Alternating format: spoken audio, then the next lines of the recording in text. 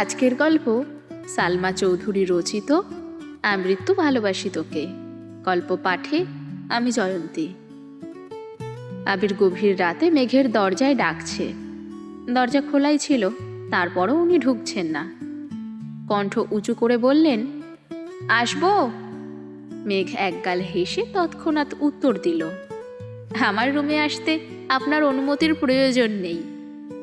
আবির মেঘের মাথার কাছে বিছানায় বসে কোমল কণ্ঠে বলল, তুই এত কিউট কেন মেঘ? আবির ভাইয়ের আজগুবি কথা শুনে বিস্ময়কর চোখে তাকালো। বারান্দায় জ্বালানো লাল রঙের লাইটের আলোতে আবিরের মুখমণ্ডল টকটকে লাল বর্ণের হয়ে আছে। আবির কেমন করে চেয়ে আছে মেঘের দিকে। আবির ঠোঁট কামড়ে বলল, তোর এই ডাগর ডাগর চোখের চাহনি আমায় বারবার আহত করে। অভিমানী সেই কণ্ঠস্বর আমাকে বারংবার তোর প্রেমে পড়তে বাধ্য করে। তোর অকৃত্রিম হাসি আমার সারা দিনের ক্লান্তি নির্বাণ করে। মেঘ হাঁ করে তাকিয়ে আছে আবিরের দিকে। মুখ ফসকে বলে উঠল, আপনি আমায় ভালোবাসেন আবির ভাই? আবির সঙ্গে সঙ্গে বসা থেকে উঠে দাঁড়ালো। কিছু না বলেই চলে যাচ্ছে। মেঘ পেছন থেকে ডাকছে, আবির ভাই। আবির ফিরেও তাকাচ্ছে না। পুনরায় আবির ভাই চিৎকার দিয়ে উঠে বসলো বিছানায়। আশেপাশে তাকিয়ে দেখে কোথাও আবির ভাই নেই। বারান্দার লাইটের আলোতে স্পষ্ট দেখা গেল রুমের দরজা বন্ধ। মেঘ বিস্ময় সমেত তাকিয়ে রইল দরজার পানে। প্যানের বাতাসে চুলগুলো উড়ে চোখে মুখে ঝাপটে পড়ছে। কয়েক মুহূর্ত লাগলো মেঘের বুঝতে যে এটা স্বপ্ন ছিল। মেঘ দীর্ঘশ্বাস ফেলল। দূর দূরান্ত থেকে আজানের শব্দ ভেসে আসছে। মেঘ মোবাইলটা হাতে নিয়ে টাইম দেখল। ফজরের ওয়াক্ত হয়ে গেছে। মেঘ ফোন থেকে আবির ভাইয়ের নামে সেভ করা ফাইলটা বের করে আবির ভাইয়ের ছবিগুলো দেখতে লাগলো।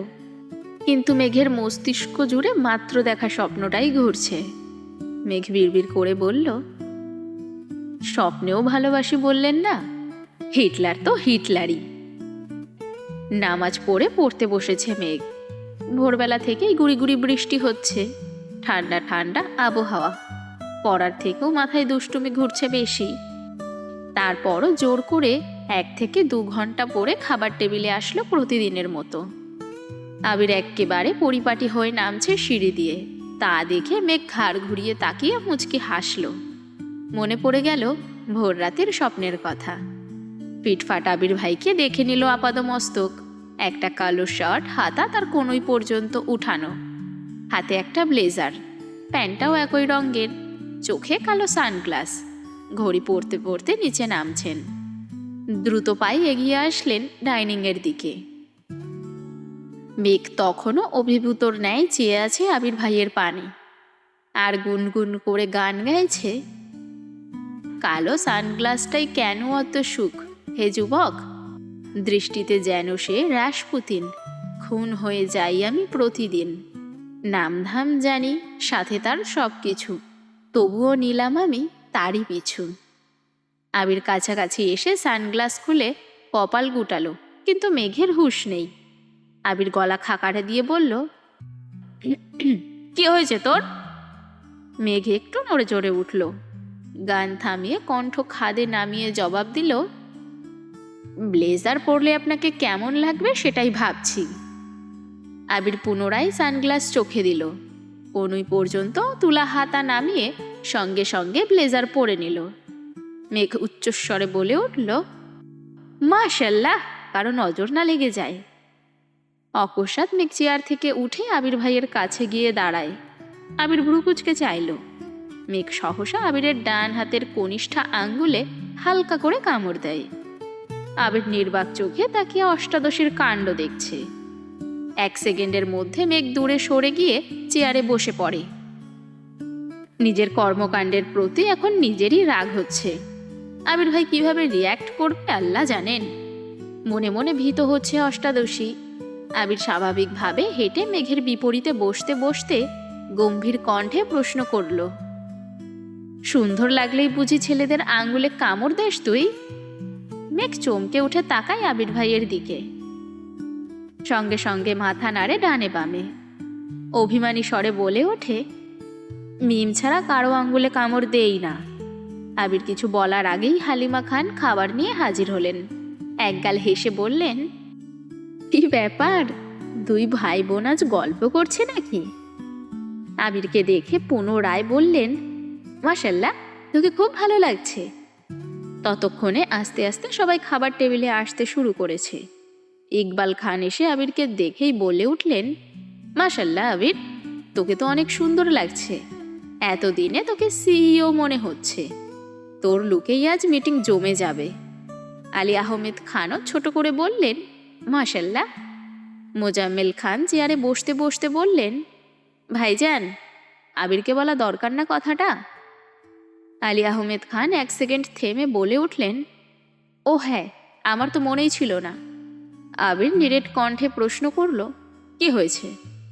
আলী আহমেদ খান সহসা বললেন, তোকে একটু রাজশাহী যেতে হবে 4-5 দিনের জন্য। আবির 2 আঙ্গুল দিয়ে কপালে আলতো করে ছুঁয়েছে, সাথে এক পলক মেঘকেও দেখে নিয়েছে।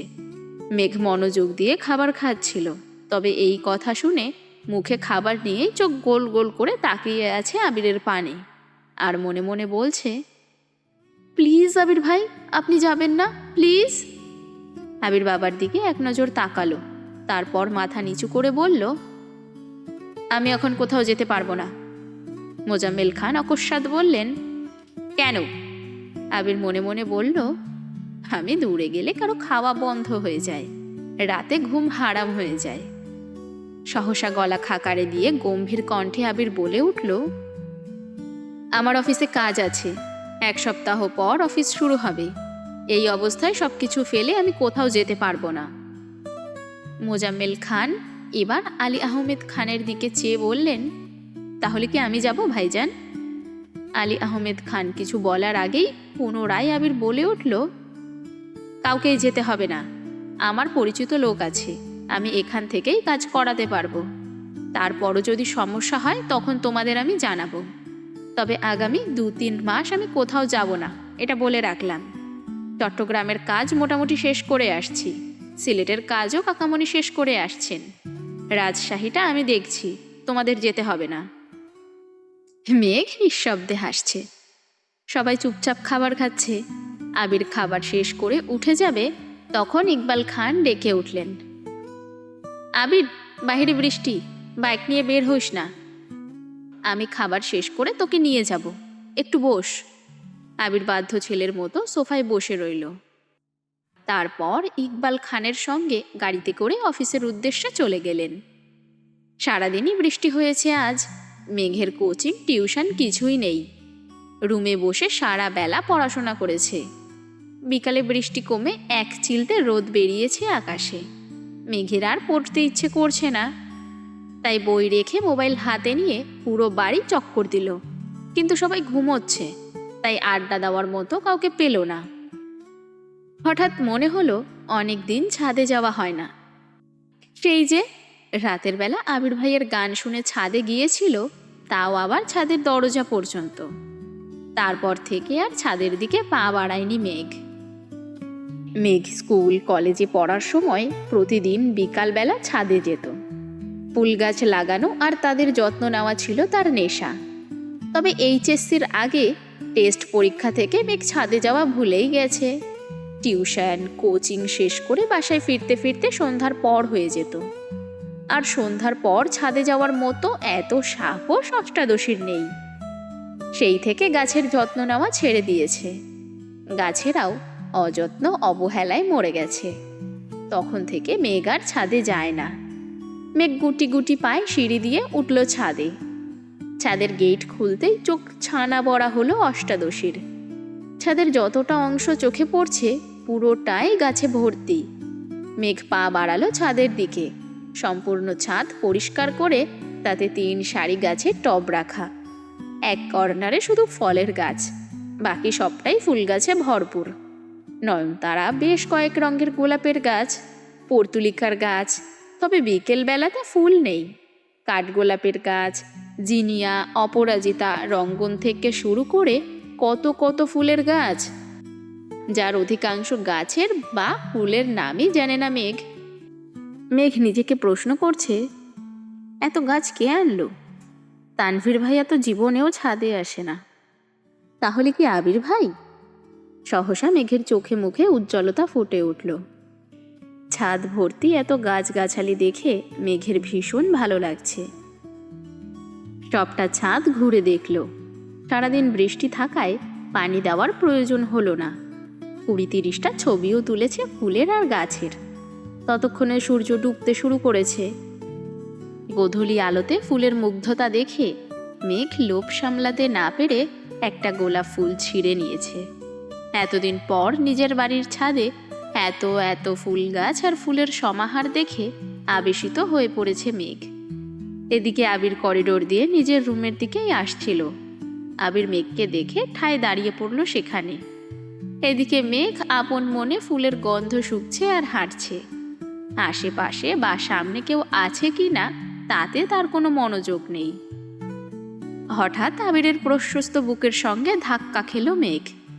নিজেকে সামলানোর আগেই আবির মেঘের বাহু চেপে ধরে। সহসা স্বাভাবিক হয়ে মুখ তুলে চায় মেঘ। আবির ভাইয়ের তপ্ত দৃষ্টি দেখেই মাথা নুইয়ে ফেলে পুনরায়। আবির বাহু চেপে ধরে দ্বিগুণ ভারী কণ্ঠে ধমকে ওঠে, ফুল ছিঁড়েছিস কেন? মেঘ ঢোক গেলে মৃদু কণ্ঠে বলল, সরি। আবির পুরু কণ্ঠে শুধালেন, সরিটা আমায় না বলে গাছকে বলিস। মেঘ নিচের ঠোঁট কামড়ে ধরে আছে। আবির ভাইয়ের ধমকে ভিজে আসে নেত্রদয়। আবির মেঘের বাহু ছেড়ে দেয়। সঙ্গে সঙ্গে মেঘ চলে যেতে নেয়। আবির পুনরায় নিরেট কণ্ঠে ডেকে উঠল, শুন। মেঘ ওইখানেই দাঁড়িয়ে পড়েছে। কাদো কাদো কণ্ঠে উত্তর দিল, জি। আবির এবার কিছুটা স্বাভাবিক কণ্ঠে বলে উঠল, সময় পেলে গাছগুলোর একটু যত্ন নিস, এগুলো তোরই। মেঘ এবার বিস্ময়কর দৃষ্টিতে তাকায় আবিরের দিকে। নিষ্পলক তার দৃষ্টি, চোখ টলমল করছে পূর্বের জমা পানিতে। অধর সরে আছে কিছুটা দূরে। কয়েক মুহূর্ত পর উত্তেজিত কণ্ঠে শুধালো, আমার? আবির পূর্বের অভিব্যক্তি বজায় রেখে জবাব দিলেন, হ্যাঁ, তোর নাকি ফুলের গাছ অনেক পছন্দ, তাই এনে দিলাম। এখন যত্ন নেওয়ার দায়িত্ব তোর। আর হ্যাঁ, গাছের যত্ন নিতে গিয়ে দুনিয়া ভুলে যাস না যেন। মেঘ বশীভূত চোখে চেয়ে আছে আবির ভাইয়ের দিকে। আবিরও এবার সরাসরি চোখ রাখে মেঘের চোখে। মুখে দুফোঁটা অশ্রুর দাগ হয়ে গেছে। সম্পূর্ণ গাল টকটকে লাল হয়ে আছে। গালের মাঝে একটা গাঢ় কালো রঙের তিল জ্বলজ্বল করছে। আবিরের দুর্বোধ্য দৃষ্টি দেখে নিজের দৃষ্টি সংযত করল মেঘ। কোমল কণ্ঠে বলল, থ্যাংক ইউ আবির ভাই। আবির কিছু বলার আগেই পুনরায় মেঘ প্রশ্ন করল, আজ এত তাড়াতাড়ি চলে আসলেন যে? আবির উত্তর দিল, একটু পর আবার বের হব। অষ্টাদশী পল্লব জাপটে আবির ভাইয়ের দিকে চেয়ে প্রশ্ন করে, কফি খাবেন আবির ভাই? আবির খড়খড়ে কণ্ঠে শুধালো, গতরাতে কি বলেছি তোকে, মনে নেই? মেঘ মাথা নিচু করে কণ্ঠ খাদে নামিয়ে বলল, অন্য কাউকে বলি করে দিতে। আবির কণ্ঠ দ্বিগুণ ভারী করে জবাব দিল, লাগবে না, তুই রুমে যা। মেঘও আর কথা বাড়ালো না, চুপচাপ রুমে চলে গেল। রুমে শুয়ে শুয়ে বিকেলে তোলা ছবিগুলো দেখছিল মেঘ। সেখান থেকে কয়েকটা ছবি আপলোড দিল ফেসবুকে, স্পেশাল গিফট। সাথে কয়েকটা লাভ ইমোজি দিল ক্যাপশনে। সন্ধ্যার পর মেঘ পড়তে বসেছে। কিছুক্ষণ পরে ফোনে কল বেজে উঠল। বন্যা কল দিচ্ছে। তৎক্ষণাৎ রিসিভ করল মেঘ। বন্যা, আসসালামু আলাইকুম। মেঘ, ওয়ালাইকুম আসসালাম, কেমন আছিস? বন্যা, আলহামদুলিল্লাহ ভালো, তুই কেমন আছিস? মেঘ, আলহামদুলিল্লাহ অনেক ভালো। বন্যা উত্তেজিত কণ্ঠে প্রশ্ন করল, এই তোকে এত গাছ কে দিল রে? মেঘ সশব্দে হেসে বলল, আবির ভাই। কি, আবির ভাইয়া? আতকে উঠে বন্যা। মেঘ পুনরায় বলে ওঠে, হ্যাঁ, কবে আনছেন জানি না। কিছুদিন যাবৎ মিমের রুমে কাজ চলছে, ছাদেও কাজ চলছিল, তাই আমি তেমন বের হইনি রুম থেকে। আর ছাদেও যাওয়া হয় না অনেক দিন যাবৎ। আজ হঠাৎ ছাদে গিয়ে দেখি ছাদ ভর্তি গাছ। ছাদের পরিবেশ পুরাই চেঞ্জ। আসার সময় আবির ভাই বলেছেন এগুলো নাকি আমার। বন্যা উদ্বেলিত ভঙ্গিতে বলল, বাহ, তোর শখ তো তাহলে পূরণ হয়েই গেল। তুই তো খুব করে চাইতি তোর ছাদ ভরা গাছ হোক, যেদিকে তাকাবি শুধু গাছ আর গাছ থাকবে। দেখলি তো, আল্লাহ তোর ইচ্ছে পূরণ করেছেন। মেঘ খুশি মনে বলল, তুই সময় করে আসিস বাসায়, ছাদে যাব নে। আর হ্যাঁ, সকালবেলা আসিস। ঠিক আছে, বন্যা উত্তর দিল। তারপর দুই বান্ধবী বেশ কিছুক্ষণ পড়াশোনা নিয়ে কথা বলে রেখে দিল। রবিবার থেকে ব্যস্ততায় কাটছে সকলের সময়। বর্ষাকাল থাকায় হুটহাট বৃষ্টি নেমে যায়। আবির বৃষ্টি না থাকলে বাইকে অফিস যায়, আবার বৃষ্টি থাকলে গাড়িতে যায়। মেঘও কোচিং টিউশন নিয়ে ব্যস্ত হয়ে পড়ল। আবির ভাইয়ের সাথে তার টুকটাক দেখা হয়, হয়তো খাবার টেবিলে, না হয় সিঁড়িতে অথবা করিডোরে। আজ বৃহস্পতিবার। আবির সন্ধ্যার পর সোফায় বসে আছে, হাতে ফোন আর সামনে কফির কাপ নিয়ে। মেঘ তখন বই নিয়ে রুম থেকে বের হয়েছে। কিছুক্ষণ পরেই জান্নাত আপু আসবে। মেঘ করিডোর থেকে সিঁড়ির কাছে আসতে আসতে নিচের দিকে একবার তাকায়। চোখ পড়ে সোফায় বসা আবির ভাইয়ের দিকে। এক হাতে কফির কাপ নিয়ে কফি খাচ্ছেন, অন্য হাতে মোবাইলের দিকে তাকিয়ে আছেন। মোবাইলের হোম পেজে সাদা কালো রঙের একটা ছবি। মেঘ গভীর দৃষ্টিতে দেখার চেষ্টা করলো, কিন্তু ক্লিয়ার বোঝা যাচ্ছে না। মেঘ দ্রুত পায়ে সিঁড়ি দিয়ে নামতে নেয়, যাতে কাছে গিয়ে ছবিটা দেখতে পারে। কিন্তু মেঘের নুপুরের শব্দে আবির ঘাড় ঘুরিয়ে তাকিয়ে মোবাইল পকেটে রেখে দেয়। মেঘ তীক্ষ্ণ দৃষ্টিতে আবির ভাইয়ের দিকে চেয়ে চেয়ে নিচে নামছে, আর মনে মনে বলছে, কে এই মেয়ে যার ছবি আবির ভাইয়ের ফোনের ওয়ালপেপারে রেখেছেন? আমাকে দেখতেই হবে এই মেয়ে কে। আবির কফি শেষ করে দীর্ঘ পায়ে বেরিয়ে যায় বাসা থেকে। মেঘ কিছুক্ষণ পর সিঁড়ির নিচে দাঁড়িয়ে পুনরায় পড়ার রুমের দিকে চলে যায়। 10 থেকে 15 মিনিটের মধ্যেই জান্নাত আপু পড়াতে আসেন। আজ একটু বেশি সময় নিয়ে পড়িয়েছেন আপু। মোটামুটি 8:30-এর কাছাকাছি বেজে গেছে। ড্রয়িং রুমে কেউ নেই। জান্নাত পড়ানো শেষ করে বের হতে যাবে। মেঘ তখন পিছন পিছন পড়ার রুম থেকে বের হয় দরজা লাগানোর জন্য। জান্নাত দরজার কাছাকাছি যেতেই আবির বাহির থেকে দরজা ধাক্কা দিয়ে ভিতরে ঢুকে। মুখোমুখি দেখা হয় আবির আর জান্নাতের। জান্নাত সহসা হাস্যোজ্জ্বল মুখে বলে, আসসালামু আলাইকুম ভাইয়া, কেমন আছেন? আবিরও হাসি মুখে উত্তর দেয়, ওয়ালাইকুম আসসালাম, আলহামদুলিল্লাহ ভালো, তুমি কেমন আছো? মেঘ পড়ার রুমের কিছুটা সামনে স্ট্যাচুর মতো দাঁড়িয়ে আছে আর বিড়বিড় করে বলছে, আবির ভাই জান্নাত আপুকে চিনে? কিন্তু কিভাবে? তাহলে কি আবির ভাইয়ের ফোনে তারই ছবি ছিল? জান্নাত হাসি মুখে উত্তর দিল, আলহামদুলিল্লাহ ভালো আছি। আপনাকে তো বাসায় দেখিই না ভাইয়া। আবির কিছুটা শক্ত কণ্ঠে বলল, বাসায় ফিরতে একটু দেরি হয়ে যায়। তোমার পড়াতে কোনো সমস্যা হচ্ছে না তো? জান্নাত শান্ত কণ্ঠে বলল, না না ভাইয়া, কোনো সমস্যা হচ্ছে না। আবির এক পলক মেঘের দিকে চেয়ে পুনরায় জান্নাতের দিকে তাকালো। নিরেট কণ্ঠে শুধালো, ও পড়ে তো ঠিক মতো? জান্নাত এবার মেঘের দিকে চেয়ে হাসি মুখে বলল, হ্যাঁ হ্যাঁ ভাইয়া, মেঘ মনোযোগী এবং খুব মেধাবী, আপনি চিন্তা করবেন না প্লিজ। আবির ছোট করে শুধালো, খেয়েছো কিছু? বসো, খাবার খেয়ে যেও। জান্নাত তৎক্ষণাৎ বললেন, নাস্তা করেছি ভাইয়া, আর কিছু খাবো না, আসি তাহলে আজ।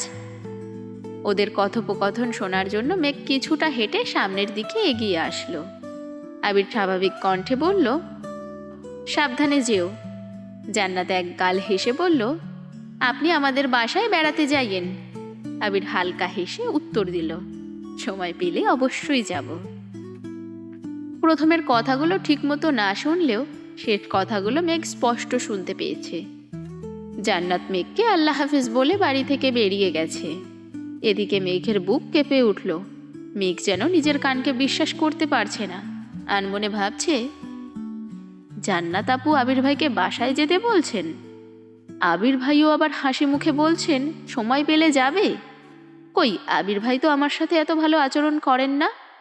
উনি তো আমার সাথে আজ পর্যন্ত হাসি মুখে কথাই বলেননি। তাছাড়া জান্নাত আপুকে তো তানভীর ভাইয়া নিয়ে এসেছিলেন। তাহলে আবির ভাই কিভাবে চিনেন? মেঘ আহত চোখে তাকিয়ে রইল আবির ভাইয়ের পানে। আবির দরজা বন্ধ করে সিঁড়ির দিকে যেতে নিলে সহসা পথ আটকে সামনে দাঁড়ালো অষ্টাদশী। আজ তার শরীর কাঁপছে না, হাত পা রিমরিম করছে না, কারণ হাজারটা প্রশ্ন তার মাথা চাড়া দিয়ে উঠেছে। সেগুলোর উত্তর শুধু আবির ভাই জানেন। ড্রয়িং রুমের কোথাও কেউ নেই। জান্নাত পড়িয়ে গেলেই মূলত খাওয়া দাওয়ার পর্ব শুরু হয়, তাই এ সময় সবাই যে যার রুমেই থাকেন। অষ্টাদশীর পথ আটকানো দেখে আবির বিস্মিত চোখে চাইল। মেঘের এলোমেলো চুল, চোখের কাজল কিছুটা লেপ্টে রয়েছে, শুষ্ক ওষ্ঠদয় তীর তীর করে কাঁপছে। এ অবস্থায় মেঘকে দেখে ঘোর লেগে যাচ্ছে আবিরের। হাজারো নিষিদ্ধ চিন্তা জেগে উঠছে আবিরের মনে। টেনে হিঁচড়ে কোনো রকমে নিজেকে সামলে ঢোক গিলে কিছুটা শক্ত কণ্ঠে বলল, পথ আটকে দাঁড়িয়েছিস কেন? মেঘের সরু নাক ক্রমে ক্রমে ফুঁসছে। দীর্ঘশ্বাস ছেড়ে ধৈর্যহীন কণ্ঠে শুধালো, আপনি জান্নাত আবুকে চিনেন? আবির উপর নিচ মাথা নাড়ে শুধু। মেঘ দ্বিতীয়বার গম্ভীর কণ্ঠে বলল, ওনাকে আপনি কিভাবে চেনেন? আবির রাশভারী কণ্ঠে বলল, পরিচিত। মেঘ ভেতর ভেতর ক্ষিপ্ত হলো। অষ্টাদশীর চেহারার পরতে পরতে ঘনিয়ে আসে মেঘ। এক সমুদ্র অভিযোগ মাথা চাড়া দিয়ে উঠেছে। একে গায়ের রং ফর্সা, তার উপরে রাগে গাল দুটো লাল হয়ে আছে মেঘের। দেখে মনে হচ্ছে টুকা দিলেই গাল বেয়ে রক্ত পড়বে। রাগে ফুঁসতে ফুঁসতে মেঘ বলল, শুধু পরিচিত হলে কি মানুষ নির্দ্বিধায় বাসায় যেতে বলে? তুই কি আমার কাছে কৈফিয়ত চাচ্ছিস মেঘ?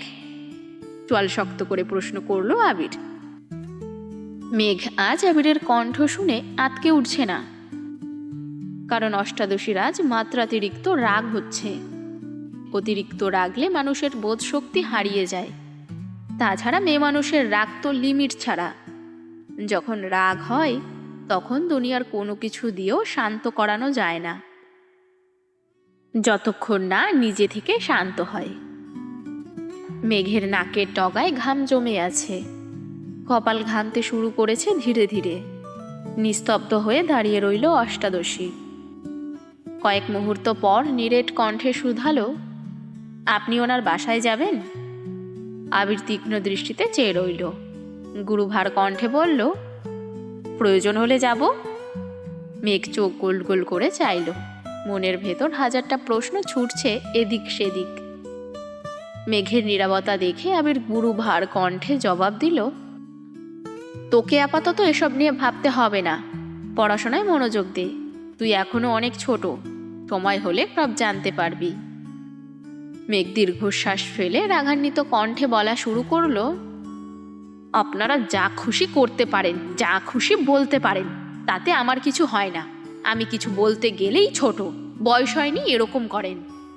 আবির দাঁতে দাঁত চেপে গম্ভীর কণ্ঠে বলল, মেঘ আস্তে কথা বল, বাড়ির মানুষ শুনবে। তাছাড়া জান্নাতের ব্যাপারে আমি আপাতত কোনো কথা বলতে চাচ্ছি না। মেঘ রাগে ফুঁসতে ফুঁসতে বলল, তা কেন বলবেন? আপনার যত রাগ আর তেজ তো শুধু আমার উপরই দেখান। কোথাকার কোন রাস্তার মেয়ের জন্য আপনার এত দরদ? আবিরের চোখ লাল হয়ে গেছে, দাঁত কটমট করছে, কণ্ঠ 3 গুণ ভারী করে ধমকে উঠল, জান্নাত কোথাকার কোনো মেয়ে না, ওকে সম্মান দিয়ে কথা বলবি। আর তার যদি তাকে রাস্তার মেয়ে বলিস তাহলে এর ফল ভালো হবে না বলে রাখলাম। তৎক্ষণাৎ মেঘের অভিব্যক্তি বদলে গেল। সহসা মনে পড়ে গেল আবির ভাইয়ের ফোনে দেখা ওয়ালপেপারের ছবিটার কথা। তার মানে কি আবির ভাইয়ের প্রিয়ত? আর কিছু ভাবতে পারছে না মেঘ। চোখে সর্ষে ফুল দেখছে, হৃদয় ভেঙে খণ্ড খণ্ড হয়ে যাচ্ছে। আবির কিছু একটা বলতে যাবে, তার আগেই মেঘ শক্ত কণ্ঠে বলে উঠল, আপনি কি ওনাকে ভালো? এতটুকু বলার পরেই আবির ডান হাতে মেঘের বাম গালে শক্তপোক্ত চর বসিয়ে দিল। অকস্মাৎ মেঘের মুখ বন্ধ হয়ে গেল, কথাটা শেষও করতে পারল না। মেঘের সমগ্র পৃথিবী ঘুরছে, বিপুল চোখে চেয়ে আছে আবিরের দিকে। স্তব্ধ হয়ে ঠায় দাঁড়িয়ে রইল সেখানে। একটা বারের জন্য গালে হাতও রাখল না। অনুভূতিরা যেন বিলীন হয়ে গেছে। রক্তাভ চক্ষুদ্বয় আবির ভাইয়ের চোখে নিবদ্ধ। আবির ভীষণ চটে গেছে। ডান হাতে নিজের চুল মুষ্টিবদ্ধ করে ধরল। রাগান্বিত কণ্ঠে বলল, যা বোঝার না তা বুঝিস না, আজাইরা বিষয় নিয়ে পড়ে থাকিস। মেঘ নির্বাক চোখে তাকিয়ে আছে আবির ভাইয়ের দিকে। আবির সঙ্গে সঙ্গে পা পিছিয়ে ঘুরে গেল। দরজার পাশের দেওয়ালে সবেগে ঘুষি বসিয়ে দিল। তা দেখে কেঁপে উঠে অষ্টাদশী। বাম হাত দিয়ে মেইন গেট খুলে বেরিয়ে গেল বাসা থেকে। মেঘ ঠায় দাঁড়িয়ে আছে সেখানে। দীর্ঘ সময় পর চোখ বেয়ে গড়িয়ে পড়ে দুফোঁটা অশ্রু। ততক্ষণে মালিহা খান বেরিয়ে আসলেন রুম থেকে। মালিহা মেঘকে দরজা মুখী দাঁড়িয়ে থাকতে দেখে প্রশ্ন করলেন, কিরে, এভাবে দাঁড়িয়ে আছিস কেন? ক্ষুধা লাগছে? মেঘ কিছুটা নড়ে উঠল। বড় আম্মুর দিকে না ঘুরেই শীতল কণ্ঠে বলল, না। তারপর পড়ার রুম থেকে বইগুলো নিয়ে সিঁড়ি দিয়ে উঠতে লাগলো। আকলিমা খান মেঘকে যেতে দেখে ডাকলেন, মেঘ, খাবি না? মেঘ গম্ভীর স্বরে বলল, ক্ষুধা নেই। মেঘ রুমে এসে হাতের বই খাতাগুলো ছুঁড়ে ফেলে দেয় বিছানায়। তারপর দরজা আটকে নিজেও বিছানায় লুটিয়ে পড়ে। মেঘের বুক ভেঙে আসে আকাশসম কষ্টে। চোখ বেয়ে অনর্গল নোনা জল গড়িয়ে পড়ছে। নিজেকে সান্ত্বনা দেওয়ার কোনো ভাষা নেই অষ্টাদশীর। যেই আবির ভাইয়ের থাপ্পড়ের ভয় গত একটা মাস আবির ভাইয়ের চোখে চোখ রেখে কথা বলেনি, আবির ভাই যা বলেছে চুপচাপ মেনে নিয়েছে। নিজের রাগ, জেদ আর অভিমান আবির ভাইয়ের পদতলে চাপা দিয়ে দিয়েছিল। সেই আবির ভাই কিনা 1 মাস হওয়ার আগেই তাকে থাপ্পড় মারল, তাও আবার কোথাকার কোন মেয়ের জন্য। এত শক্তপোক্ত জ্বরে এখনো মুখের বাম পাশে ব্যথা করছে মেঘের। শোয়া থেকে উঠে আয়নার সামনে দাঁড়ালো। বাম গালে 5 আঙ্গুলের দাগ হয়ে আছে, রক্তবর্ণের সেই পাংশু। নিজের বিধ্বস্ত দৃষ্টতা দেখে আতকে ওঠে মেঘ। মুখমণ্ডলের ন্যায় অষ্টাদশীর কোমল হৃদয়টাকেও চূর্ণ বিচূর্ণ করে ফেলেছেন অনুভূতিহীন কাঠখোট্টা আবির ভাই। মেঘ আয়নার দিকে তাকিয়ে রইল কয়েক মুহূর্ত। আনমনে কি ভাবছে কে জানে। যে অষ্টাদশীর মনটাকে কাচের ভাঙা গ্লাসের মতো হাজারো টুকরোতে পরিণত করেছে, কোথাকার সে দুরূহ পুরুষ। আবির বাসা থেকে বেরিয়ে বাইক স্টার্ট দিল। কি কাগজ নিতে এসেছিল সেসব ভুলে গেল। স্পিডে বাইক চালিয়ে চলে আসলো নিজের অফিসে। কোনো দিক না তাকিয়ে সোজা গিয়ে নিজের রুমে চলে গেল। কিছুক্ষণ পর রাসেল একজন স্টাফকে জিজ্ঞাসা করলো, আবির স্যার কি এখনো আসেনি? স্টাফ সঙ্গে সঙ্গে উত্তর দিল, স্যার তো কিছুক্ষণ আগেই চলে এসেছেন। কি বলো, আবির আসছে অথচ আমায় ফাইল দিল না? চিন্তিত স্বরে রাসেল বলল। তৎক্ষণাৎ হাঁটা দেয় আবিরের রুমের দিকে। আবিরের রুমের দরজা ধাক্কা দিতেই চোখ পড়ল বিধ্বস্ত রুম। যেন কিছুক্ষণের মধ্যে ঘূর্ণিঝড় বয়ে গেছে এই রুমটার উপর দিয়ে। হেলমেট ভেঙে পড়ে আছে ফ্লোরে। কাগজপত্র ছড়িয়ে ছিটিয়ে পড়ে আছে সম্পূর্ণরূপে। সেগুলো এলোমেলো উড়ছে ফ্যানের বাতাসে। চেয়ার পড়ে আছে কাত হয়ে। আবিরকে দেখা গেল না। আবিরকে দেখার জন্য রাসেল দরজায় দাঁড়িয়েই উকি দিল ভেতরে। জানালার পাশের দেওয়ালে আবির অহিতেচ্ছা অনবরত ডান হাতে ঘুষি দিয়েই যাচ্ছে। বিস্ময় চোখে চাইল রাসেল। 1 সেকেন্ড দেরি না করে ছুটে গেল আবিরের কাছে। চেষ্টা করলো আবিরকে থামানোর, কিন্তু ব্যর্থ হলো। 6 ফুট লম্বা শক্তিশালী সুঠাম দেহি আবিরের সাথে 5 ফিট 7 ইঞ্চি লম্বা রাসেলের শক্তি কোনো মতেই কুলালো না। চেষ্টায় ব্যর্থ হওয়ায় দরজা পর্যন্ত দৌড়ে যায় রাসেল আর চিৎকার দিয়ে ডাকে, রাকিব, এদিকে আয়। ভয়ঙ্কর সেই পুরুষালী চিৎকারের শব্দে রাকিব সহসা দৌড়ে আসে। সাথে ছুটে আসে অফিসের কিছু স্টাফ আর কিছু কর্মচারী। রাকিব আর রাসেল টেনে হিচড়ে আবিরকে দেওয়াল থেকে দূরে সরিয়ে আনলো। আবিরের চোখে মুখে ক্রোধ স্পষ্ট প্রতীয়মান হচ্ছে। শ্যামবর্ণের মুখবিবর পরিবর্তন হলো ঘুটঘুটে আধারে। উস্কো খুস্কো চুলগুলো এলোমেলো হয়ে আছে। ঘামে ভেজা কপালে লেপ্টে আছে সামনের দিকের চুলগুলো। পরনের সাদা শার্ট ঘামে ভিজে লেপ্টে আছে গায়ের সাথে। রুমে ফুল স্পিডে ফ্যান চলছে, সাথে এসি অন থাকা সত্ত্বেও আবিরকে দেখে মনে হচ্ছে সবে মাত্র 40°C তাপমাত্রায় ফুটবল খেলে এসেছে। রাকিব মাটিতে কাত করা চেয়ারটাকে এক হাতে তুলে আবিরকে জোর করে বসালো। আবিরের হাতের দিকে চাইল। নিরবচ্ছিন্ন ঘুষির কারণে আঙ্গুলের হাতের কয়েক জায়গায় কেটে রক্ত পড়ছে। রাকিব তৎক্ষণাৎ ঘাড় ঘুরিয়ে তাকালো দেওয়ালে। সাদা দেওয়ালের কিছুটা অংশ বেড়ে রক্ত গড়িয়ে পড়ছে ফ্লোরে। রাকিব আঁতকে ওঠে, এক প্রকার চিৎকার দিয়ে বলল, রাসেল, ফার্স্ট এড বক্স তাড়াতাড়ি বের কর। আবির এখনো জোর করছে চেয়ার থেকে ওঠার, কিন্তু রাকিব আবিরের পেট বরাবর শক্ত করে জাপটে ধরে পিতাভ কণ্ঠে আর্তনাদ করে উঠল। তপ্ত স্বরে শুধালো, কি হয়েছে তোর? এমন করছিস কেন আবির?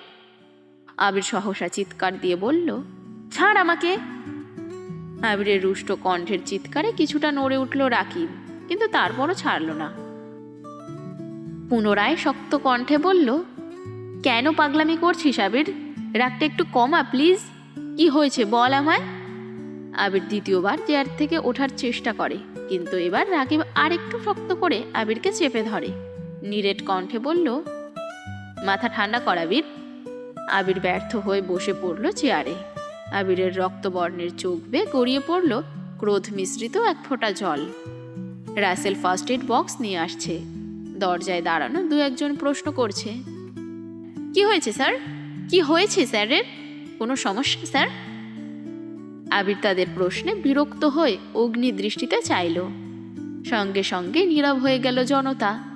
রাকিব রাসেলের দিকে যেয়ে শক্ত কণ্ঠে বলল, তুই সবাইকে নিয়ে ওই দিকে যা, আমি আছি আবিরের কাছে। রাসেল চিন্তিত স্বরে বলল, কোনো প্রয়োজন হলে ডাকিস আমায়। রাকিব শুধু মাথা দোলালো। রাসেল 1 সেকেন্ড দেরি না করে সবাইকে নিয়ে যার যার কাজে চলে গেল। আবির চলন্ত ফ্যানের দিকে মুখ তুলে চেয়ে আছে। সবাই চলে যাওয়ার পর রাকিব গম্ভীর কণ্ঠে বলল, দেখ হাতটার কি অবস্থা করেছিস। আবির এক পলক হাতের দিকে চেয়ে ক্রোধিত কণ্ঠে বলল, আমি মস্ত বড় ভুল অপরাধ করে ফেলছি রাকিব। সেই অপরাধের কাছে আমার হাত কিছুই না। রাকিব কিছুটা চিন্তিত কণ্ঠে বলল, কি হয়েছে? কি করেছিস তুই? আবিরের কণ্ঠস্বর ভিজে আসছে। পুনরায় 2 ফোঁটা পানি গড়িয়ে পড়ল গাল বেয়ে। শীতল কণ্ঠে জবাব দিল, আমি একই ভুল পুনরায় করে ফেলেছি। রাকিব আতকে উঠে শুধালো, কি? তুই মেঘকে মেরেছিস? আবির শুধু দীর্ঘশ্বাস ফেলল। রাকিবের বুঝতে বাকি নেই যে আবির মেঘকে মারার ক্রোধে নিজেকে আহত করছে। ভ্রু গুটিয়ে রাকিব বলল, কেন মেরেছিস? দীর্ঘশ্বাস ছেড়ে আবির বলল, আমায় জান্নাতের সাথে কথা বলতে দেখে মেঘের মাথায় রক্ত উঠে গেছে। যা তা উল্টো পাল্টা বলা শুরু করছে। আমি রাগ কন্ট্রোল করতে পারিনি। কি বলছিস আবির? জান্নাতের জন্য তুই মেঘকে মারলি? অবাক চোখে তাকিয়ে আছে রাকিব। আমি মেঘকে মারতে চাইনি, বিশ্বাস কর। ও এক পর্যায়ে প্রশ্ন করে বসলো, আমি জান্নাতকে ভালোবাসি কিনা। এই কথাটা সহ্য করতে পারিনি। রাকিব তপ্ত দৃষ্টিতে চেয়েই রইল। আবির বাম হাত দিয়ে কপাল থেকে চুলগুলো সরিয়ে মনোকষ্টে শুধালো, আমি এখন কি করব রাকিব? রাকিব দীর্ঘশ্বাস ফেলছে বারবার। কিছুটা ভেবে বলল, দেখ মেঘ তো এখন আগের মতো নেই। এখন তো মেঘও তোর প্রতি পজেসিভ। এজন্যই তো আজকে এভাবে রিয়াক্ট করেছে। আমার মনে হয় না যে এই থাপ্পড়ের জন্য ও কথা বন্ধ করবে। আবির খড়খড়ে কণ্ঠে উত্তর দিল, তুই জানিস না মেঘ খুব জেদি। এটাই আমার একমাত্র ভয়ের কারণ। ও যদি একবার জেদ করে বলে আমার সাথে কথা বলবে না, তাহলে এই জীবনে আর কোনো দিনও কথা বলবে না।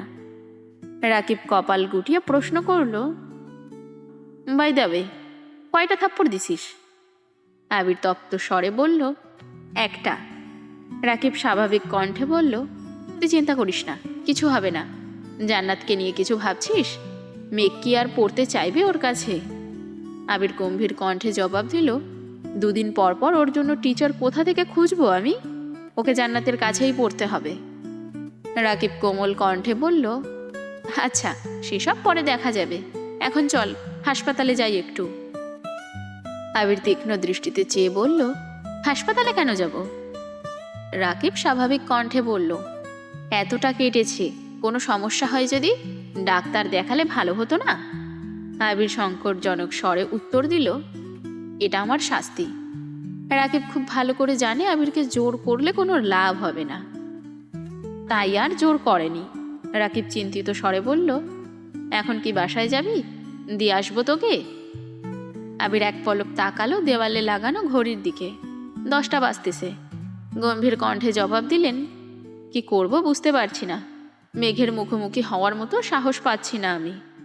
রাকিব জানালার দিকে চেয়ে বলল, বাহিরে তো বৃষ্টি, একটু ওয়েট কর তাহলে, বৃষ্টি কমলে আমি দিয়ে আসবো নে। আবির পকেট থেকে ফোন বের করে তানভীরকে কল করলো। প্রথমবারেই রিসিভ হলো কল। তানভীর কল রিসিভ করে সালাম দিল। আবির সালামের উত্তর দিয়ে গম্ভীর কণ্ঠে প্রশ্ন করলেন, কোথায় তুই? তানভীর স্বাভাবিকভাবেই উত্তর দিল, আমি তো পার্টি অফিসে। কেন ভাইয়া? আবির নিরেট কণ্ঠে জবাব দিল, এমনি। তানভীর চিন্তিত স্বরে বলল, কোনো সমস্যা ভাইয়া? তোমার কণ্ঠ এমন শোনাচ্ছে কেন? আবির গলা খাকারি দিয়ে কিছুটা স্বাভাবিক কণ্ঠে বলল, কোনো সমস্যা নেই, তুই এক কাজ কর, রাখছি। কল কেটে মোবাইল পকেটে রেখে বাম হাত কপালের উপর রেখে চেয়ারে হেলান দিল। রাকিবও আর কিছু বলল না, চুপচাপ রুম থেকে বেরিয়ে গেল। এদিকে মেঘ কিছুক্ষণ আয়নার সামনে নিঃশব্দে দাঁড়িয়ে থাকে। বাইরে বিদ্যুৎ চমকাচ্ছে, সাথে গুড়ি গুড়ি বৃষ্টি পড়ছে। বারান্দার দরজা দিয়ে আসা শীতল হাওয়ায় কেঁপে উঠল অষ্টাদশী। আয়না থেকে দৃষ্টি সরিয়ে ব্যালকানির দিকে তাকালো। ধীর গতিতে হেঁটে গেল ব্যালকানিতে। গ্রিল ধরে তাকিয়ে আছে দূরের ল্যাম্পপোস্টের আলোর দিকে। ক্ষণে ক্ষণে বৃষ্টির মাত্রা বাড়ছে, বাতাসের সাথে বৃষ্টির ছিটে ফোঁটা পড়ছে মেঘের চোখে মুখে। আজ আর হাত বাড়িয়ে বৃষ্টি ছোঁয়ার চেষ্টা করেনি অষ্টাদশী। বেশ কিছুক্ষণ দাঁড়িয়ে রইল ব্যালকানিতে। হঠাৎ ভেতরটা ছটফটিয়ে উঠল। নিজের ভেতরে থাকা আকাশসম অভিযোগ কাউকে বলতে ইচ্ছে করছে মেঘের। বৃষ্টির পানি আপন গতিতে পৃথিবীর বুকে লুটিয়ে পড়ছে। তা দেখে মেঘেরও ইচ্ছে করছে মনের মধ্যে পুষে রাখা চাপা কথাগুলো খোলা আকাশের নিচে দাঁড়িয়ে সৃষ্টিকর্তাকে জানাতে। কষ্ট শেয়ার করলে নাকি মন হালকা হয়। যেই অষ্টাদশী গত 17 বছরে রাতের বেলা একা ছাদে যায়নি, সেই অষ্টাদশী আজ রাত 9টার পর একা ছাদে চলে গেছে। ছাদে পা দিতেই ভারী বর্ষণে কয়েক সেকেন্ড ভিজে যায় অষ্টাদশীর সর্বাঙ্গ। হাত খোপা করা চুলগুলো খুলে যায় সহসা।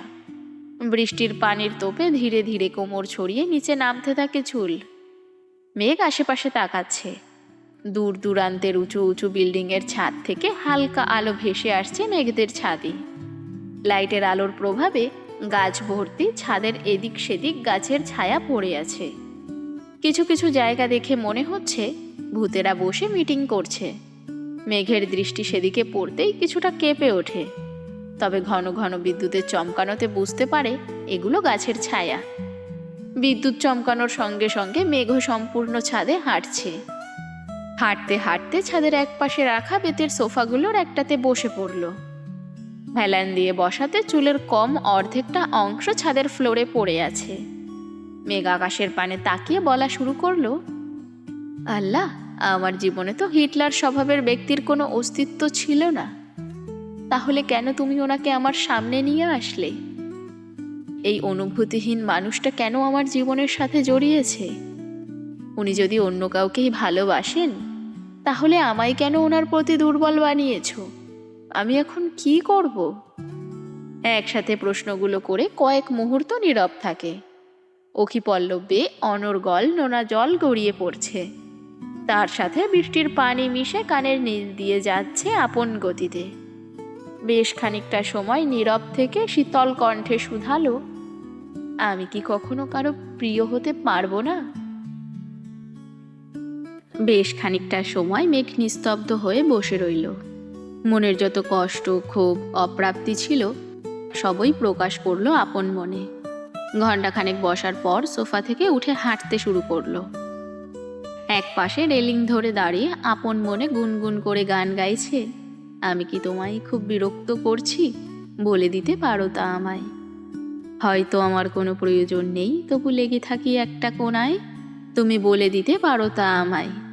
চিঠি লিখবো না এই ঠিকানায়, আমারও তো মন ভাঙে, চোখে জল আসে, অভিমান আমারও তো হয়। অন্যদিকে আবির এখনো চেয়ারে হেলান দিয়ে বসে আছে। 11টার দিকে মালিহা খান কল করলেন। আবির কল রিসিভ করে সালাম দিল। মালিহা খান সালামের উত্তর দিয়ে কিছুটা তপ্ত স্বরে বললেন, তুই কি বাসায় আসবি না? আবির স্বাভাবিক কণ্ঠে বলল, আসবো, একটু পর। কেন? রাগান্বিত কণ্ঠে মালিহা খান বলে উঠলেন, তোরা ভাই বোন মিলে কি শুরু করছিস? তুই বাহিরে বাহিরে থাকিস, তানভীর নির্বাচনের ভেজালে 12টার আগে বাসায় ফিরতে পারে না। এদিকে তোর বোনের একদিন দুদিন পর পর কি হয়ে যায়, খায় না কিছু না। তোরা যদি রাতে নাই খাবি তাহলে বলে রাখতে পারিস না, আমরাও তোদের জন্য আর রান্না করব না। আবির হেলান থেকে উঠে মেরুদণ্ড সোজা করে বসলো। নিরেট কণ্ঠে শুধালো, মেঘ খায়নি? মালিহা খান সহসা উত্তর দিলেন, না। আবির গম্ভীর কণ্ঠে বলল, তুমি শুয়ে পড়ো, আমি আসছি। আর কিছু না বলেই উঠে পড়লেন। আবিরকে রুম থেকে বের হতে দেখে রাকিব আর রাসেল দুজনেই ছুটে আসে। অন্যান্য দিন কাজ শেষ করে 10টা থেকে 10:30টার মধ্যেই চলে যায় সকলে, কিন্তু আজ আবিরের মুড অফ দেখে তারা কাজ শেষ করেও বসে আছে। আবিরকে কিছু বলার সাহসও পাচ্ছিল না। রাকিব স্বাভাবিক কণ্ঠে বলল, চল আমি তোকে দিয়ে আসি। আবির শক্ত কণ্ঠে জবাব দিল, আমি একা যেতে পারবো। রাকিব পুনরায় বলে উঠল, তোর হাতের অবস্থা দেখছিস তুই? এই অবস্থায় বাইক চালালে তো অ্যাক্সিডেন্ট করবি। তার থেকে আমার কথা মান, আমি দিয়ে আসি তোকে। আবির শক্ত দৃষ্টিতে তাকালো রাকিবের দিকে, দাঁতে দাঁত চেপে ঘোষণা করলো, বললাম তো যেতে পারবো। রাসেল ঠান্ডা কণ্ঠে বলল, এত বৃষ্টিতে বাইক নিয়ে যেতে পারবি? আবির আর কিছু বলল না। বড় বড় পা ফেলে অফিস থেকে বেরিয়ে গেল। টানা 2 ঘন্টার উপরে ভারী বর্ষণ হচ্ছে, যার ফলে ঢাকার রাস্তাঘাটে পানি জমে একাকার অবস্থা। মাথায় হেলমেট পর্যন্ত নেই, চোখ মেলে দেখার অবস্থা নেই, তবুও বাইক থামছে না 1 সেকেন্ডের জন্য। বৃষ্টির পানি এতটাই ঠান্ডা, মনে হচ্ছে ফ্রিজ থেকে বের করে বরফের পানি ঢালছে কেউ। আপাত মস্তক ভিজিয়ে বাড়িতে ঢুকলো আবির। ড্রয়িং রুমে কেউ নেই। সিঁড়ি দিয়ে উঠে সোজা নিজের রুমের দিকে হাঁটে। 5 মিনিটে ফ্রেশ হয়ে একটা ধূসর রঙের টি-শার্ট আর ট্রাউজার পরে রুম থেকে বের হয়। সঙ্গে সঙ্গে হাঁটা দেয় মেঘের রুমের দিকে। মেঘের দরজার সামনে এসে বাম হাতে দরজা ধাক্কা দিল। অনবরত ঘুষির কারণে ডান হাতে তেমন শক্তি পাচ্ছে না। তারপর আবার হাতের উপর জোর দিয়ে বাইক চালিয়ে এসেছে। দরজা খুলতেই চোখ পড়ে ফাঁকা বিছানায়। কেন জানি বুকটা ছ্যাঁত করে উঠল। ভিতরের দিকে দেখার চেষ্টা করলো। টেবিলের ওপর ফোন ল্যাপটপ পড়ে আছে, কিন্তু অষ্টাদশী কোথাও নেই। আবির রুমে ঢুকে বারান্দা সহ সব জায়গায় খুঁজলো, কোথাও নেই। রুম থেকে বেরিয়ে সারা বাড়িতে চক্কর দিল, তবে কোথাও পেল না মেঘকে। মিমের রুমের সামনে দাঁড়িয়ে আস্তে করে ডাকলো। সঙ্গে সঙ্গে মিম দরজা খুলল। একগাল হেসে বলল, ভাইয়া কিছু বলবেন? আবির উদ্বিগ্ন কণ্ঠে শুধালো, মেঘ কোথায়? মিম স্বাভাবিকভাবেই উত্তর দিল, আবু তো রুমেই। সেই যে খাবে না বলে রুমে গেল, আর তো বেরই হতে দেখিনি। আবিরের চোখে মুখে চিন্তার ছাপ পড়ল। গম্ভীর কণ্ঠে শুধু বলল, ঠিক আছে। আবির আবারও মেঘের রুমে গেল। সব জায়গা পুনরায় দেখল, কোথাও নেই। মাথা গরম হয়ে যাচ্ছে আবিরের। চোখে মুখে উদ্বেগের মাত্রা বাড়ছে। রুম থেকে বের হয়ে নিজের রুমের দিকে যাচ্ছে। ফোন রেখে এসেছে নিজের রুমে। হঠাৎ চোখ পড়ে সিঁড়ির দিকে। মনের অজান্তেই বলে ওঠে, ও ছাদে যায়নি তো? কোনো কিছু না ভেবে ছুটে যায় ছাদের দিকে। ছাদের দরজা বাতাসে একবার খুলছে, একবার বন্ধ হচ্ছে। আবির দরজা ধাক্কা দিয়ে ঘাট ডানে বামে ঘুরিয়ে ছাদ দেখার চেষ্টা করছে। ভারী বর্ষণের ফলে ছাদেও পানি জমে আছে অনেকটা। পাইপ দিয়ে গিয়েও যেন কুলাতে পারছে না। সাথে বৃষ্টির ছিটে ফোঁটা পড়ছে আবিরের শরীরে। কোথাও কাউকে চোখে পড়ছে না। আবির বৃষ্টির মধ্যে পা বাড়ালো ছাদে। কিছুক্ষণ পর পর বিদ্যুৎ চমকাচ্ছে। আবির ছাদের চারপাশ দেখছে ঘুরে ফিরে। হঠাৎ বিদ্যুৎ চমকানোতে আবিরের দৃষ্টি পড়ে। রেলিং ঘেঁষে ছাদের ফ্লোরে পড়ে আছে অষ্টাদশী। ছাদের সাইড দিয়ে যাওয়া পাইপের উপর তার মাথা, শরীরের বাকি অংশ ছাদের ফ্লোরে জমা পানির মধ্যে পড়ে আছে। আবির অকস্মাৎ চিৎকার দিয়ে উঠল, মেঘ! এক মুহূর্তে দৌড়ে গেল মেঘের কাছে।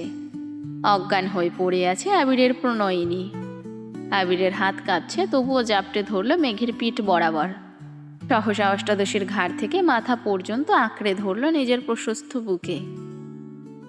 মেঘের শরীর বরফের ন্যায় শীতল হয়ে আছে, শুধু মাথাটা একটু একটু গরম। আবির কয়েকবার আকুল স্বরে মেঘকে ডাকল, কিন্তু মেঘ নিস্তেজ হয়ে পড়ে আছে। মেঘের এই অবস্থা দেখে আবিরের সমগ্র পৃথিবী ঘুরছে। বৃষ্টির পানি বরাবরই মানুষের উপকারে আসে।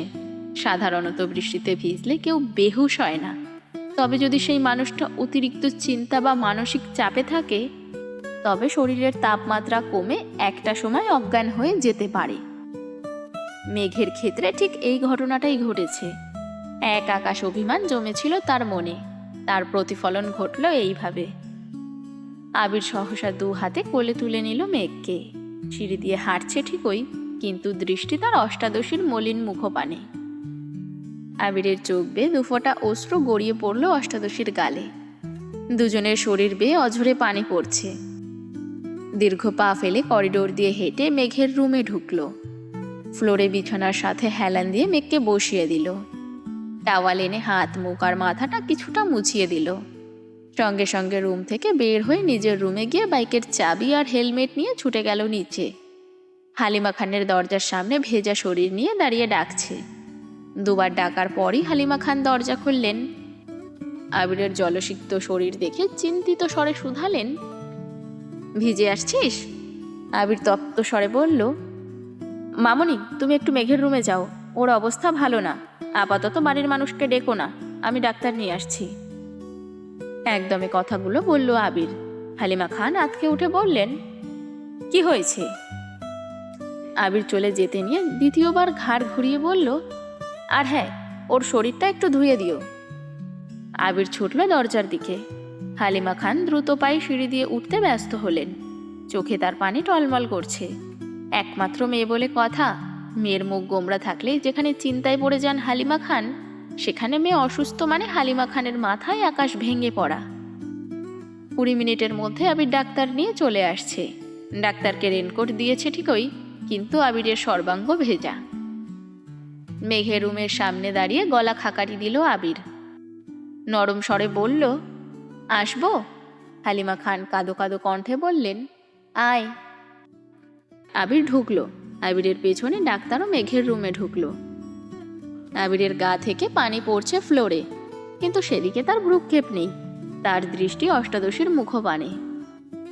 ডাক্তার 10 সেকেন্ড মেঘকে দেখল কি না, আবির উদ্বিগ্ন কণ্ঠে শুধালো, ওর কিছু হবে না তো? ডাক্তার স্বাভাবিক কণ্ঠে বললেন, তেমন কোনো সমস্যা নেই, বেশিক্ষণ বৃষ্টিতে ভিজেছে মনে হয়। তাছাড়াও হয়তো কোনো মানসিক চাপে আছে, তার জন্য এমনটা হয়েছে। কিছুক্ষণের মধ্যে জ্ঞান ফিরে আসবে। আমি কিছু মেডিসিন লিখে দিচ্ছি, জ্ঞান ফিরলে খাইয়ে দিও। যদি জ্ঞান না ফিরে তাহলে পরবর্তীতে জানিও, একটা স্যালাইন করতে হবে। জ্ঞান ফিরলেও কিছুদিন একটু রেস্টে রাখবা, কোনো প্রকার মানসিক চাপ দিও না। ডাক্তার প্রেসক্রিপশন লিখে আবিরের হাতে দিল। আবির ঔষধগুলোর নাম পড়ে টেবিলের উপর প্রেসক্রিপশন রেখে ডাক্তারকে নিয়ে বেরিয়ে গেল। ভেজা শরীরে পুনরায় বাইক দিয়ে ডাক্তারকে বাড়িতে পৌঁছে দিয়ে ঔষধগুলো কিনে নিয়ে আসলো। নিজের রুমে গিয়ে 1 মিনিটে ড্রেস পাল্টে শুকনো কাপড় পরে মেঘের রুমে আসছে। মেঘ তখনও অজ্ঞান অবস্থায় শুয়ে আছে। হালিমা খান মেঘের হাতে পায়ে তেল মালিশ করে দিচ্ছেন, কান্না করছেন আর মেঘকে বারবার ডাকছেন। মেঘের মাথার নিচে একটা টাওয়াল দিয়ে রেখেছেন। আবির ঔষধগুলো টেবিলের ওপর রেখে মেঘের ওয়ার্ড্রোবের একটা ড্রয়ার খুলল, ওটাতে জামা কাপড়। দ্বিতীয় ড্রয়ার খুলতেই চোখে পড়ল সব ইলেকট্রনিক জিনিসপত্র। সেখান থেকে হেয়ার ড্রায়ার বের করে নিল আবির। মেঘের কাছে দাঁড়িয়ে হালিমা খানকে বললেন, মামনি, তুমি ওকে একটু ধরে বসো। আবির নিজেই হেয়ার ড্রায়ার ঘুরিয়ে ঘুরিয়ে চুল শুকাচ্ছে মেঘের। কোমর ছড়ানো চুলগুলো ভাগ ভাগ করে শুকোতে কিছুটা সময় লাগলো। পুনরায় মেঘকে শুইয়ে দিয়ে হাতে পায়ে তেল মালিশ করতে লাগলো দুজনে। হালিমা খান আবিরকে শীতল কণ্ঠে বললেন, বাবা, তুই একটু বস, আমি তোর চাচুকে বলে আসি। মাঝরাতে ঘুম ভাঙলে তো আবার উনি চিন্তায় পড়ে যাবেন। আবির গম্ভীর কণ্ঠে বললেন, মেঘের এই অবস্থার কথা বলো না, শুধু শুধু চিন্তা করে শরীর খারাপ হবে। হালিমা খান ঠিক আছে বলে চলে গেলেন। হালিমা খান রুম থেকে বেরিয়ে যেতেই আবির মেঘের সন্নিকটে বসল। মেঘের বাম হাত আবিরের বুকের সাথে মিশিয়ে ওষ্ঠ এগিয়ে নিল মেঘের কানের কাছে। গুনগুন করে বলল, मैं सिर्फ तेरा रहूंगा, तुझसे है वादा ये मेरा, तू मान ले मुस्कुरा के मेरे प्यार हक है तेरा। তারপর অষ্টাদশীর কপালে আলতোভাবে একটা চুমু দিয়েই বিছানা থেকে উঠে পড়ল। চেয়ার টেনে বসলো বিছানার পাশে। তারপর হাতে তেল নিয়ে মালিশ করতে লাগলো মেঘের হাতে। কিছুক্ষণের মধ্যেই হালিমা খান ফিরে আসলেন। হালিমা খানও মেঘের ডান হাতে 2 পায়ে মালিশ করে দিচ্ছেন, আর একটু পর পর মেঘকে ডাকছেন। বেশ খানিকক্ষণ পর মেঘের জ্ঞান ফিরেছে। সঙ্গে সঙ্গে আবির মেঘের হাত ছেড়ে দিয়েছে। হালিমা খান কান্না করতে করতে মেঘকে ডাকছে, মেঘ, এই মেঘ, কি হয়েছে তোর? মেঘ কয়েকবার পিটপিট করে চাইলো মায়ের দিকে। বুঝে উঠতে পারছে না তার সাথে এতক্ষণ কি ঘটেছে। মায়ের প্রশ্নের উত্তর দেওয়ার মতো শক্তি তার নেই। চোখ ঘুরিয়ে নিজের অস্তিত্ব বোঝার চেষ্টা করছে। নিজের রুমটা পরখ করতে লাগলো মেঘ। হঠাৎ দৃষ্টি পড়ে বাম পাশে চেয়ারে বসা আবির ভাইয়ের দিকে। মায়া ভরা দৃষ্টিতে তাকিয়ে আছে মেঘের পানে। মেঘও কয়েক মুহূর্ত তাকিয়ে রইল আবির ভাইয়ের দিকে। মনে পড়তে লাগলো সন্ধ্যার পর থেকে ঘটে যাওয়া ঘটনাগুলো। তৎক্ষণাৎ দৃষ্টি সরিয়ে নিল আবির ভাইয়ের দিক থেকে। পুনরায় চোখ বন্ধ করে ফেলল মেঘ। হালিমা খান মেঘের কপালে হাত রেখে আঁতকে উঠলেন। সঙ্গে একবার গলাতেও হাত রাখলেন। সহসা বলে উঠলেন, মেঘের তো জ্বর উঠতেছে। আবির গম্ভীর কণ্ঠে বলল, তুমি ওকে উঠাও, আমি খাবার নিয়ে আসছি। ঔষধ খাইয়ে দিলে একটু কমে যাবে। হালিমা খান চিন্তিত স্বরে বললেন, তানভীর কোথায় আছে? আবির শক্ত কণ্ঠে জবাব দিল, ওকে জানিয়েছি, আসতেছে। মেঘ নিস্তেজ অবস্থায় শুয়ে আছে। চোখ খুলে আবির ভাইকে দেখার শক্তিটুকু যেন পাচ্ছে না। কথা বলা তো দূরের বিষয়। আবির নিচে গিয়ে একটা প্লেটে অল্প ভাত আর একটু তরকারি নিয়ে আসলো। হালিমা খান মেঘকে কোনো রকমে উঠিয়ে খাটের সাথে হেলান দিয়ে বসিয়ে নিতে ধরে রেখেছেন। আবির ভাত মাখিয়ে মুখের সামনে ধরে ছোট করে বলল, হাঁ কর। পুরুষালী কণ্ঠে কিছুটা কেঁপে ওঠে মেঘ। তৎক্ষণাৎ ছোট্ট করে হাঁ করল। আবির ভাই অষ্টাদশীকে নিজের হাতে খাইয়ে দিচ্ছে, কিন্তু অষ্টাদশীর মনের ভেতর আনন্দ নেই, নেই কোনো উত্তেজনা। যেই আবির ভাই তার মনের ভেতর সারাক্ষণ এক্কা দোক্কা খেলতো, সেই আবির ভাইকে চোখ মেলে দেখার সাধ্যই হচ্ছে না তার। কয়েক লোকমা ভাত কোনো রকমে গিলল।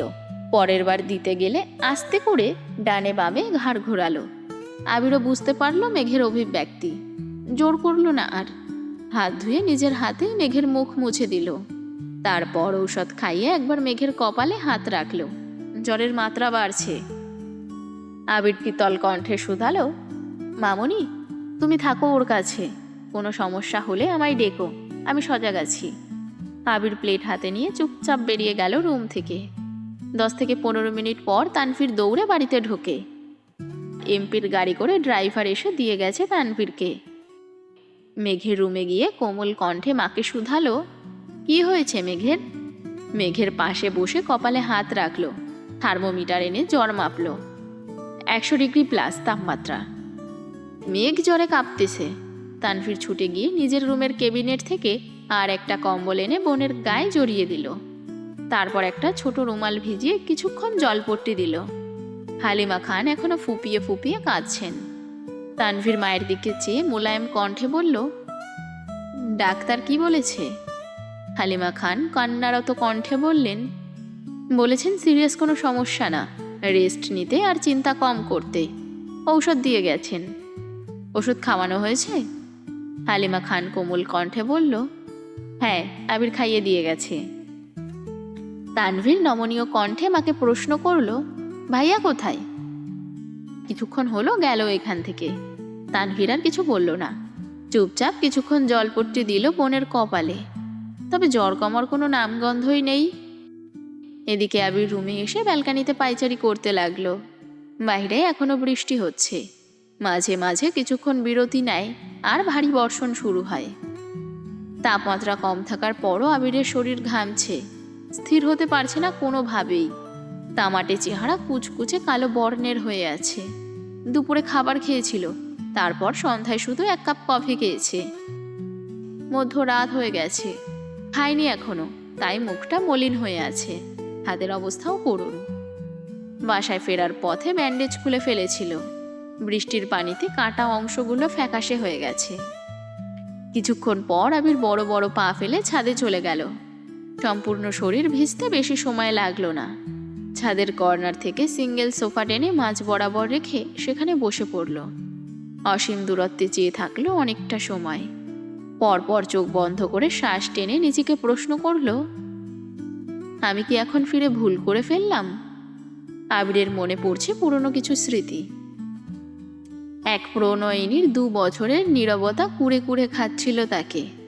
প্রিয় মানুষের উপস্থিতি যেমন বক্ষ স্পন্দন বাড়াতে সক্ষম, তার থেকেও বেশি কষ্টদায়ক নিজের প্রেয়সীকে গুরুগম্ভীর থাকতে দেখা, আর যার কারণ সে নিজেই। একটা সামান্য ভুলের কারণে গত 2টি বছরে প্রেয়সী তার চোখে চোখ রাখেনি, এক টেবিলে একসাথে খেতেও বসেনি, মুখ ফুটে একটা কথা পর্যন্ত বলেনি। এর বেশি সহ্য করার ক্ষমতা একটা 18 বছরের যুবকের পক্ষে কখনোই সম্ভব ছিল না। প্রেয়সীর প্রতি অনুভূতি তার অতুল স্পর্শী বিশালতার সমুদ্রের ন্যায়, যা কখনো পরিমাপ করা সম্ভব না। যখন তার সহ্যের সীমা শেষ হতে চলল, তখন তার সামনে 2টি রাস্তা ভেসে উঠেছিল। এক, স্কলারশিপে বিদেশে যাওয়া, দ্বিতীয় হলো ঢাকা ভার্সিটিতে পড়াশোনা। আবির বাড়ির প্রতিটা সদস্যের থেকে মতামত নিয়েছিল সেদিন, এমনকি তার হৃদয়হরণীর কাছেও সেদিন আকুল মিনতি করে জিজ্ঞাসা করেছিল সে কি চায়। ছোট্ট হৃদয়হরণীর অভিমানের মাত্রা এতটাই তীব্র ছিল যে সেদিনও আবিরের চোখে চোখ রাখেনি, আবিরের কোনো কথার উত্তরও দেয়নি। 2 বছর যে ললনার অভিমান ভাঙাতে অক্ষম, সেই ললনার অভিমান কয়েক মাসে ভাঙানো সম্ভব ছিল না। তারপরও আবির শেষবার যাওয়ার আগে অভিভূতের ন্যায় নিষ্পলক চেয়েছিল তার সেই ললনার দিকে। যদি একবার বলতো, ভাইয়া তুমি যেও না। কিন্তু না, শেষ দিনও মুখ ফুটে কিছু বলেনি তার প্রেয়সী। আবির পাড়ি জমালো ভিন দেশে। পার্থিব জগতের মাঝে অপার্থিব সৌন্দর্যের অধিকারী তার সেই ছোট্ট ললনাকে ফেলে চলে গিয়েছিল বহু দূর।